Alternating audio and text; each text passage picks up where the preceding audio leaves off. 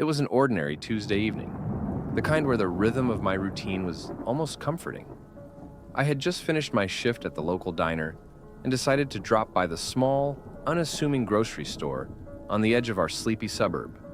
My list was simple: milk, bread, and a box of cereal.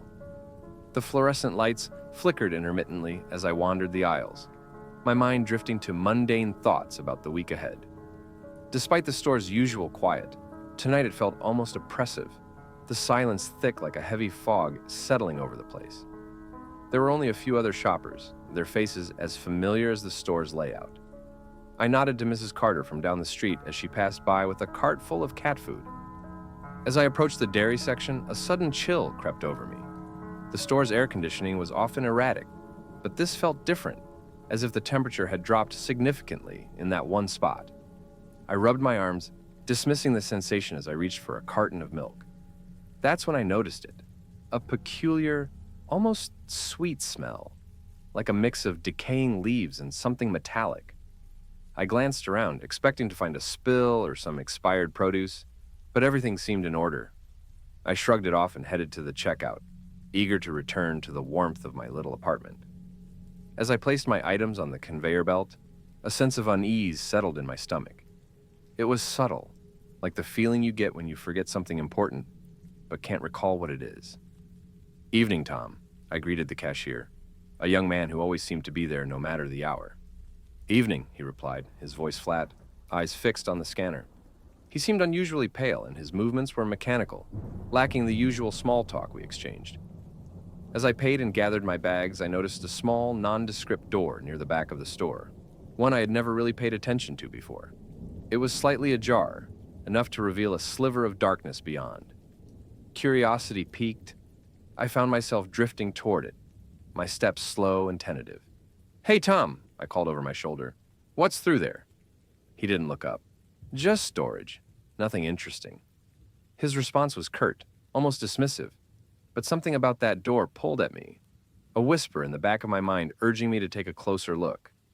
Ignoring the rational part of me that insisted I should just go home, I set my bags down and pushed the door open wider. Beyond lay a dimly lit corridor, its walls lined with shelves of canned goods and cleaning supplies. The air was colder here, the strange smell more pronounced. It was as if I had stepped into a different world, one that was older, untouched by the passage of time. I almost turned back, but a small, almost imperceptible sound stopped me. A soft, rhythmic tapping, like fingers drumming on wood. It was coming from further down the corridor, growing louder the deeper I ventured. My heart quickened, each beat echoing in my ears as I moved forward. The corridor twisted slightly, and I found myself standing before another door, its surface covered in a layer of dust. My hand trembled as I reached for the knob, a part of me screaming to stop, to retreat to the safety of the familiar. But the tapping continued, insistent and hypnotic, drawing me closer. I opened the door slowly, its hinges creaking in protest. The room beyond was small, cluttered with old furniture and stacks of yellowed papers. In the center stood a large antique mirror, its surface clouded with age. The tapping had ceased, replaced by a suffocating silence. I approached the mirror, drawn to its peculiar allure.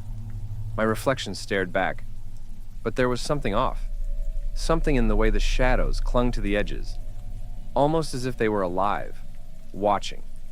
I leaned in closer, my breath misting the glass, and then I saw it, just behind my reflection, a figure dark and indistinct, its form shifting like smoke. My heart leapt into my throat, a primal fear taking hold. I spun around, but the room was empty, silent save for the pounding of my heart.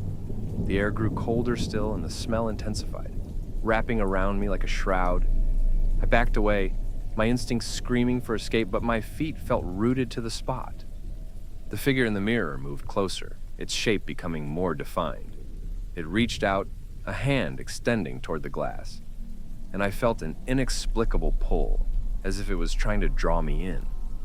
Panic surged through me, and I stumbled back, crashing into a stack of papers. My mind raced, desperate to rationalize the impossible. This had to be some trick of the light. a figment of an overactive imagination, anything but what it appeared to be.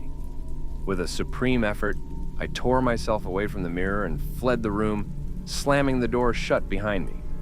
The corridor seemed to stretch endlessly as I raced back to the store, the oppressive air pressing in on all sides. When I finally burst through the door to the main store, the familiar sights and sounds were a relief. Tom glanced up from his station, his expression unreadable. "Find what you were looking for?" he asked, his voice laced with an odd undertone. I didn't answer, my mind still reeling from what I had seen, or thought I had seen. I grabbed my bags and left, the cool night air a welcome balm against the lingering chill.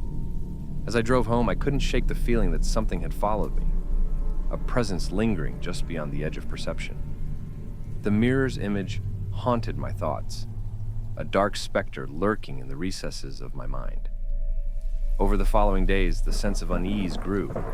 Shadows seemed to stretch longer in my apartment, and the sweet metallic smell occasionally wafted through the rooms without explanation.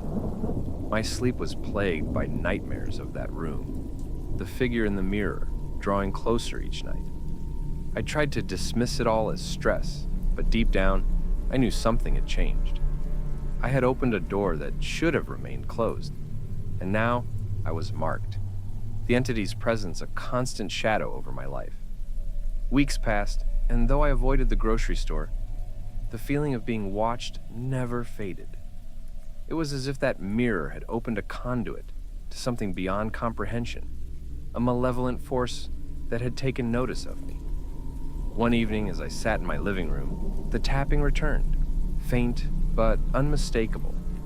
My heart sank as I realized it was coming from the hallway mirror. I approached it slowly, dreading what I might see.